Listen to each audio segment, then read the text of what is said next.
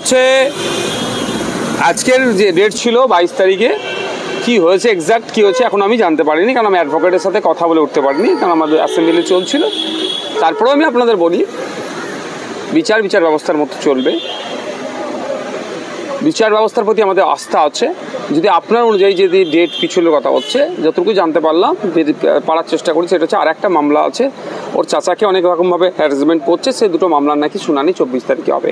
দেখুন, আমি ঢোলাতে গিয়ে একটা কথা বলে এসেছিলাম 19 তারিখে, খেয়াল আছে, যে আইনি লড়াই কোর্ট কাছারিতে হবে, সাথে সাথে আমাদের লড়াইটাও কিন্তু মাঠে ময়দানে করতে হবে।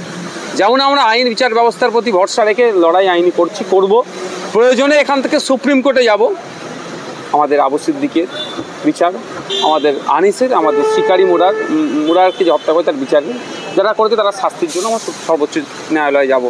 কিন্তু প্রশ্ন হচ্ছে এখানে যে আজকে ডেট ছিল, সেটা দুদিন পিছিয়ে বৃহস্পতিবারে হয়েছে। আমরা বৃহস্পতিবারেও দেখি কী করতে চাইছে। নাহলে আমি একটা কথা বলতে পারি, আমরা বিচার ব্যবস্থার প্রতি আস্থা রাখি, কিন্তু বিচার ব্যবস্থা যদি কারো দ্বারা কলুষিত হয়, তাদের বিরুদ্ধে তখন বলতে শুরু করতে হবে।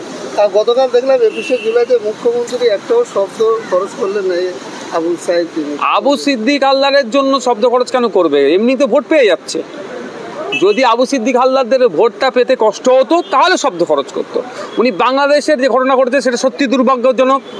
কোনোভাবেই গণতান্ত্রিক কোনো আন্দোলনে, ছাত্র আন্দোলনে যেভাবে গুলি চালিয়েছে মেনে নেওয়া যায় না। আমরা বিরোধিতা করছি ঠিক একইভাবে তিনি দেখুন বাংলাদেশ নিয়ে কথা বললেন। দুর্ভাগ্যের বিষয়, আমাদের রাজ্যে, তিনি যে রাজ্যের অভিভাবিকা, সেই রাজ্যে প্রায় গণপিটুনির শিকার হচ্ছে, গণপিটুনিতে মারা যাচ্ছে, পুলিশ কাস্টডিতে মারা যাচ্ছে, একটাও শব্দ খরচ করলেন না। কারণ তিনি নিজেকে যে প্রশ্নর সম্মুখে তিনি হতে ভয় পাচ্ছেন। ঢোলা থানার অফিসার সে এখনো কিন্তু সেই ঢোলা থানায়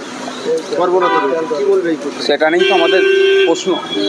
যার নামে অভিযোগ আছে তাকে ক্লোজ করা দরকার, এবং সাথে সাথে এটা বলেছি, বিশেষ করে সাব ইন্সপেক্টর যিনি রাজদীপ নামে আছেন, তাকে অ্যারেস্ট করা দরকার। এখনও পর্যন্ত তার নামে যে গুরুতর অভিযোগ আছে তাকে অ্যারেস্ট করছে না কেন প্রশাসন?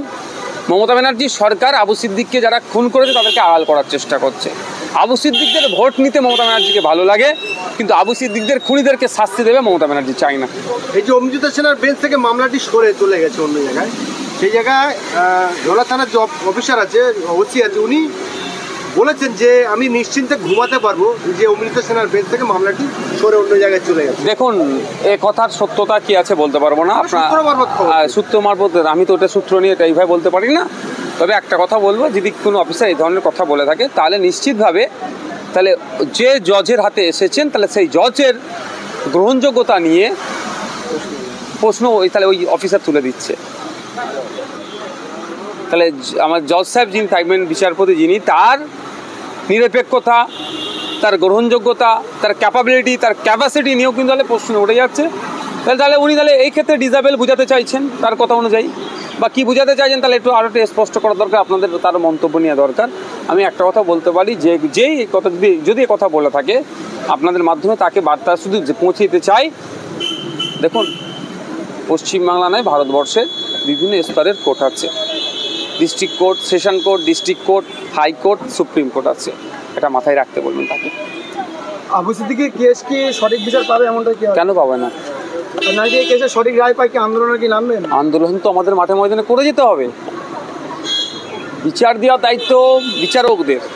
তারা দ্রুত যাতে বিচারের ব্যবস্থা করে তার দিকে আমরা যেমন লক্ষ্য রাখবো, তার জন্য যথাযথভাবে যে প্রসেস মেনটেন করা দরকার সেটা মেনটেন করব, এবং সাথে সাথে আগামী দিনে এই ধরনের করার না সাহস পাই, সেই জন্য যা পদক্ষেপ নেওয়া দরকার সেটা আমরা নেব। আমরা শুনলাম সূত্র মারফত যে আবু সিদ্দিকের বাড়ি যে দুজন নাবালক প্রকৃত যারা চুরি করেছিল, তারা শাসক দল অর্থাৎ তৃণমূলের যারা কর্মী, তাদের ছেলেরা করেছে, এবং এই পুলিশ প্রশাসনকেও তারাই ডেকে এনেছে এই যে টাকাগুলো আত্মসাৎ করার জন্য, টাকা এবং গহনা। অ্যাকচুয়াল এর পিছনে বড় যেটা রহস্য, যেটাকে জানতে পেরেছি আমি, সেটা যে পরিমাণে টাকা লুট হয়েছে, গহনার টাকাটা ভাগ বাটোয়ারা করে নেবে, কারো একটা নামে দোষ চাপাতে হবে। সেটা আবু সিদ্দিককে বলির বাঁকড়া করতে চেয়েছিল, মারধর করিয়ে ওকে কবুল করিয়ে নিতে পারলে তাহলে এইগুলো তারা আত্মসাৎ করতে পারত। সেই জন্যই আজকে তার উপরে অমানসিক টর্চার হয়েছে। আর সাথে সাথে অবশ্যই তৃণমূল কংগ্রেসের যারা লোকাল স্তরে যারা নেতৃত্বরা কয়েকজন আছে, যেহেতু আবু সিদ্দিক আইএসএফের একজন সক্রিয় কর্মী, সেই সুযোগটা কাজে লাগিয়ে একটা রিলে দুটো পাখি তারা মারলো। এই যে বলেছেন যে 10 লক্ষ চাকরি আমাদের হাতে আছে, তাই সে চাকরি ওসব কথা বলবেন না। 2021 সালের আগে বলেছিল ডবল চাকরি দেওয়ার কথা, এখন চপ বিক্রি নিদান দিচ্ছে, বড় বড় কথা বলছে। বাংলাদেশের ছাত্রদের কথা ভাবছে, পশ্চিমবাংলার ছাত্রদের কথা ভাবুক না, ছাত্র যুবদের কথা ভাবুক না। পশ্চিমবাংলার ছাত্র যুবরা আজকে 1000 দিনের ওপরে 1100 দিন রাস্তায় বসে আছে, তারা চাকরি চুরিয়ে গিয়েছে। মুখ্যমন্ত্রী নিজের দপ্তর গ্রুপ ডি, তিনি